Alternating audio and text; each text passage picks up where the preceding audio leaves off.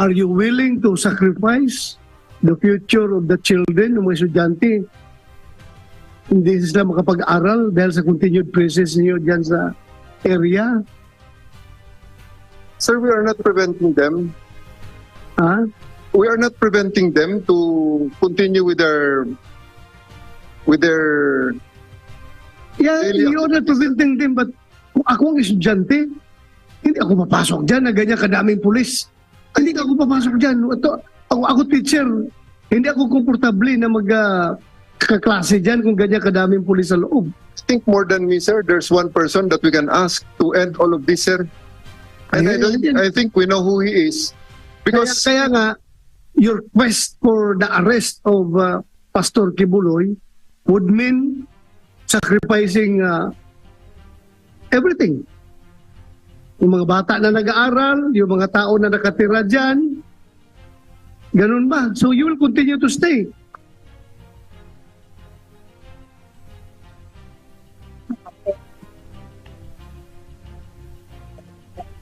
Hindi ba pwedeng bigyan nyo muna ng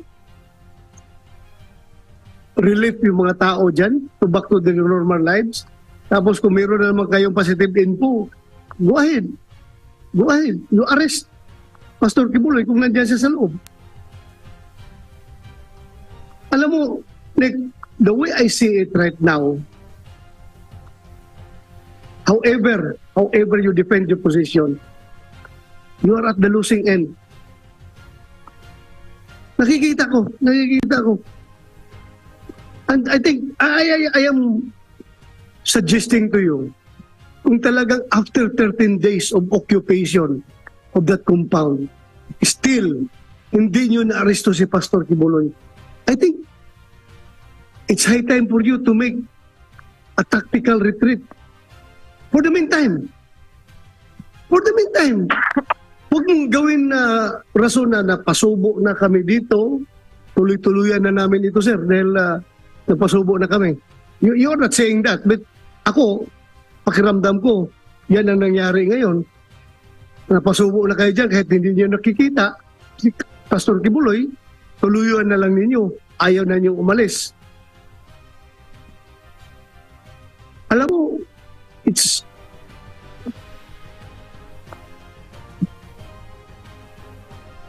kung babalik sa normal yung buhay ng mga taga QJC, pag umalis kayo dyan, pati yung mga pulis natin, babalik rin sa normal yung buhay nila.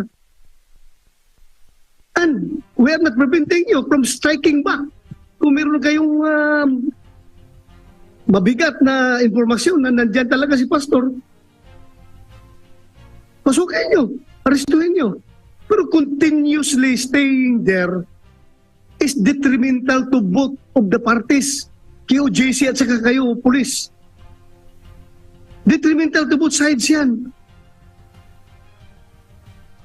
I am appealing to you in the name of humanity.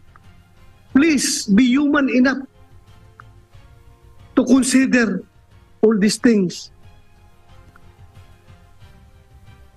Please be human enough.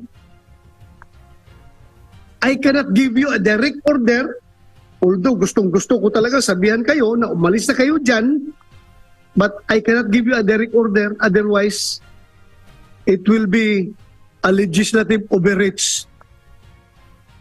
I'm not part of your chain of command. Hindi ko kayo pwedeng orderan dyan.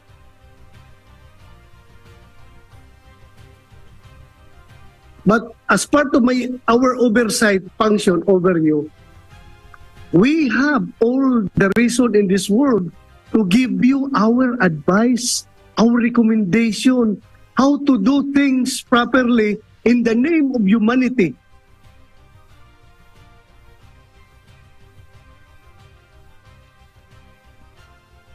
Magiging normal ang buhay nila, magiging normal ang buhay ninyo kung babalik kayo. Then kung meron naman kayong informasyon, go ahead. Nobody's stopping you. Pero yung ganyan tuloy-tuloy na lang kayo, I am running out of reasons to explain to the people why are these policemen are still there after how many days continuously occupying, because gusto nilang kalkalin lahat ng lugar, ay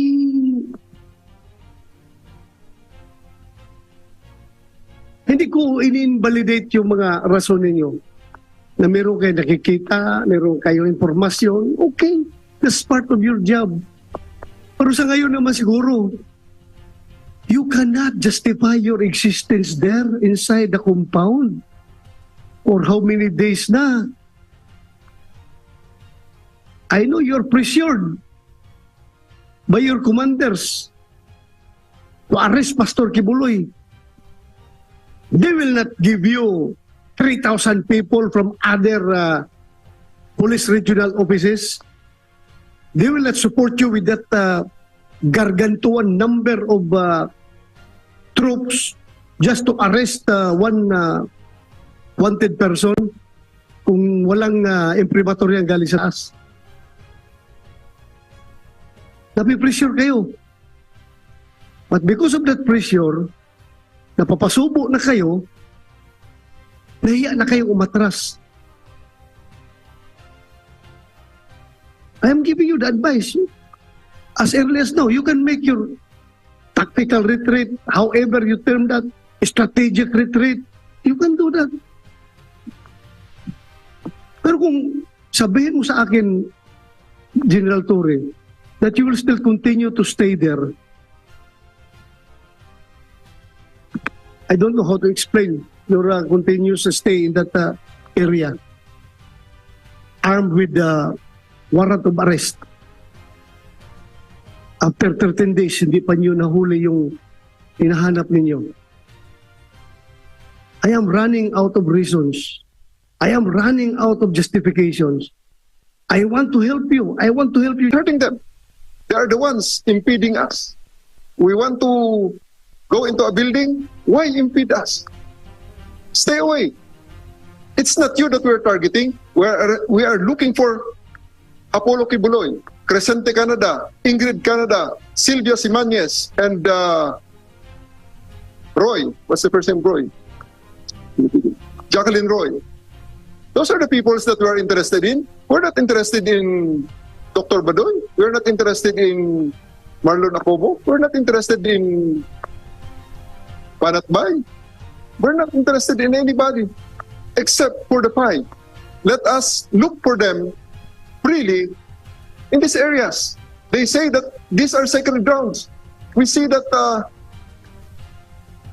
anyway, sir, this is really of no point of debating, considering that the court order still subsists, and it will be a great dereliction of our duty if we will stop and we will not comply with the court order. We have positive information that Mr. Kibuloy is in the compound, and you have seen the challenges that we faced in the past 13 days. And of course, I would like also to, pasensya na po kayo, dahil kung isa lang talaga, there's only one person who can end this all. The Son of God. Claiming to be the Son of God. Kasi nga naman, ang Son of God, nakilala ko, na nabasa ko sa libro, nagpapako sa krus para sa kanyang mananampalataya. Sana naman, itong Son of God, sa ngayong ito, can take the kadyals, hindi niya kailangan magpapako sa krus. You are also a Son of God. I am also a Son of God. Everyone here is a Son of God. A daughter of God. You did not emphasize that. Everyone is. Lahat tayo dito, anak ng Panginoon. Sir. And also, sir, may I take this chance? Okay. Maybe the KOJC has the impression that I take joy and pride in doing this. Pride maybe because I'm doing my job, but I don't take any joy in this. My children are harassed by KOJC. They know my house. They've been delivering vegan chicharon in my house in Marikina during the time that the SMNI franchise was revoked, and the reporters were turned to sellers and fundraisers of sacks and sacks of vegan chicharon. I've been buying from them. I've been supporting them. They're my friends. I don't take joy in this job, sir. It's just because they took the oath. that I'm doing this to the end. May I say something, sir? Yes, go ahead. I can see, General Torre, that you do not take any joy in this, and that you're saying that it would be a dereliction of your duty if you do not implement the the warrant of arrest.